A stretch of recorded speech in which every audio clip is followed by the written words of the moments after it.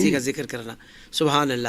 قبلہ شاہ صاحب، بڑا اہم سوال میں آپ سے کرنے لگا ہوں کہ بلا شبہ سرزمین ہند پر تو سلسلہ چشت کے جو سالار ہیں، سرخیل ہیں، وہ تو ہمارے حضور خواجہ غریب نواز رحمۃ اللہ تعالیٰ علیہ ہیں، مگر سلسلہ چشت کے بانی کون ہے؟ میں چاہوں گا کہ اس سلسلے کی تاریخ کے حوالے سے کچھ باتیں آپ ارشاد فرمائیں.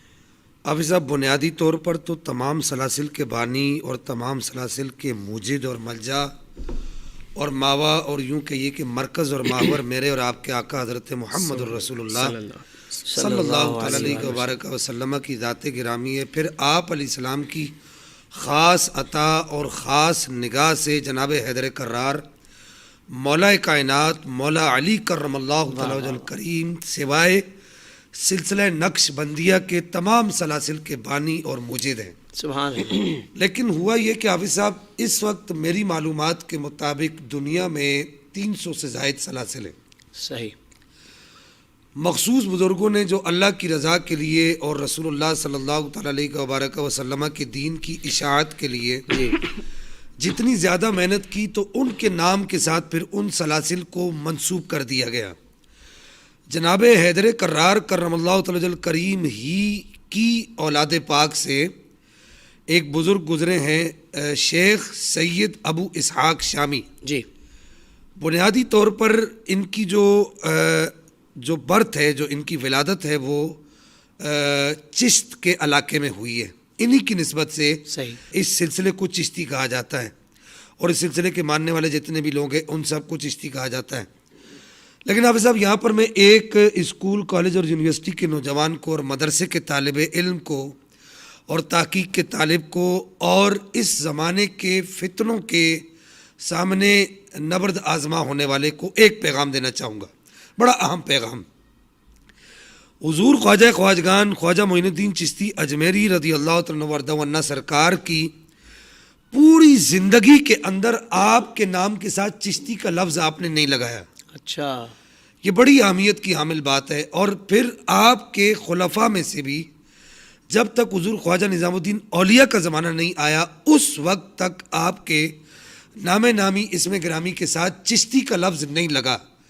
میری معلومات کے مطابق اور میری ناقص تحقیق کے مطابق سید شاہ نصیر الدین چراغ دہلوی رحمہ اللہ کے دور کے اندر سید معین الدین چشتی کو چشتی کا لفظ لگایا گیا.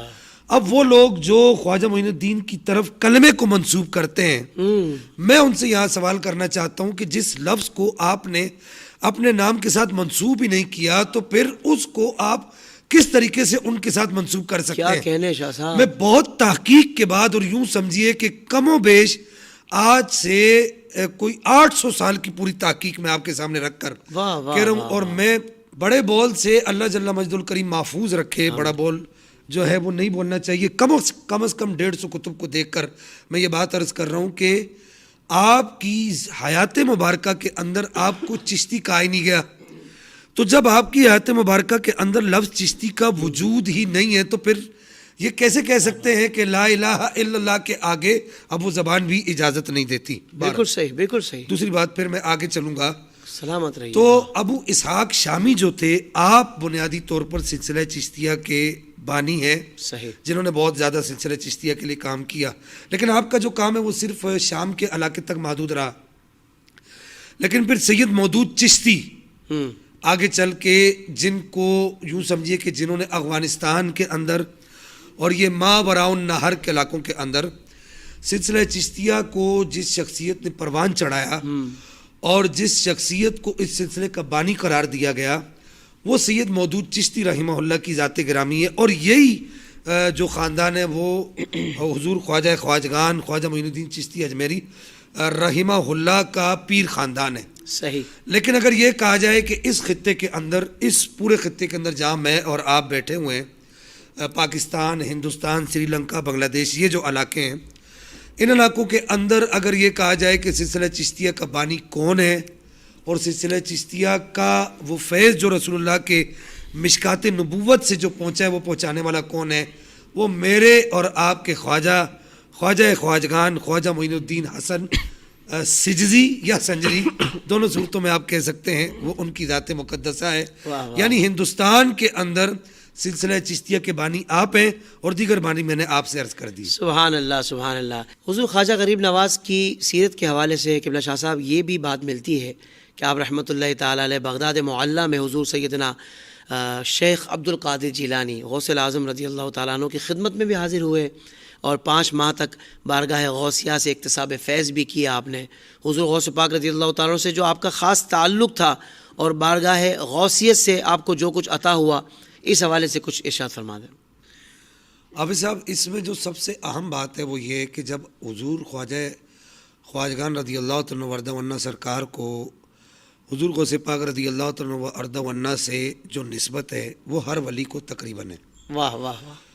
ہر وہ ولی جو ولایت کے مقام پر سرفراز ہوتا ہے، امام محمد مہدی کے آنے سے پہلے تک، امام حسن عسکری کے دنیا سے جانے کے بعد اور امام محمد مہدی کے آنے سے پہلے تک، صحیح، جس کو بھی ولایت تقسیم کی جائے گی یا ولایت جس کو بھی ملے گی، وہ حضور غوث پاک رضی اللہ تعالیٰ و ارضہ ونہ کی نگاہ عنایت سے اور نگاہ ولایت سے ملے گی.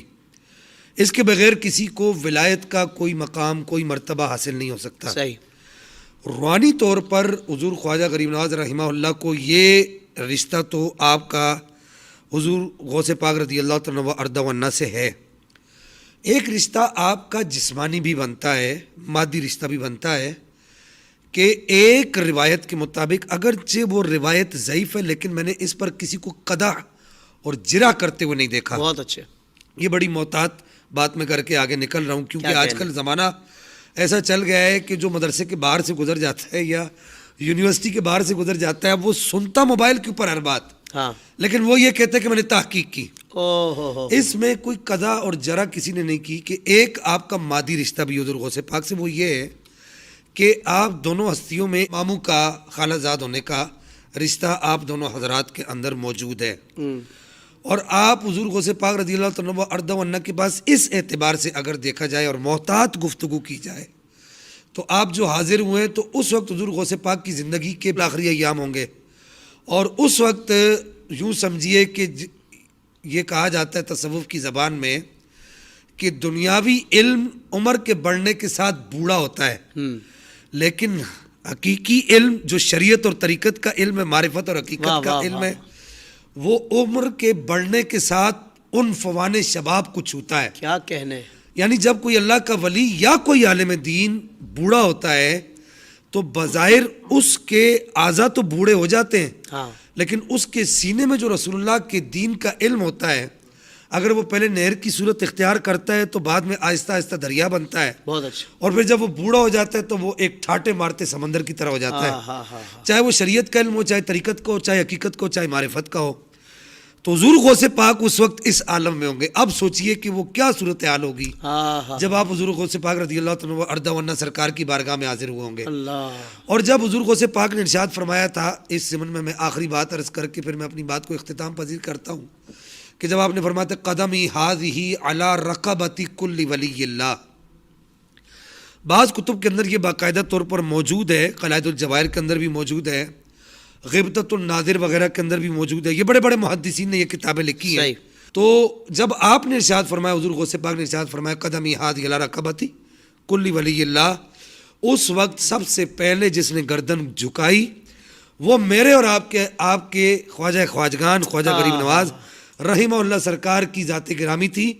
اور اس وقت حضور غوث پاک نے یہ ارشاد فرمایا تھے میں نے اس کو ہندوستان کی ولایت عطا فرما دی رسول اللہ کی اجازت کے ساتھ. واہ واہ واہ، سبحان اللہ سبحان اللہ سبحان اللہ. کیا کہنے. قبلہ شیخ صاحب، آپ بھی دیکھتے ہیں اور دنیا دیکھتی ہے کہ حضور خواجہ غریب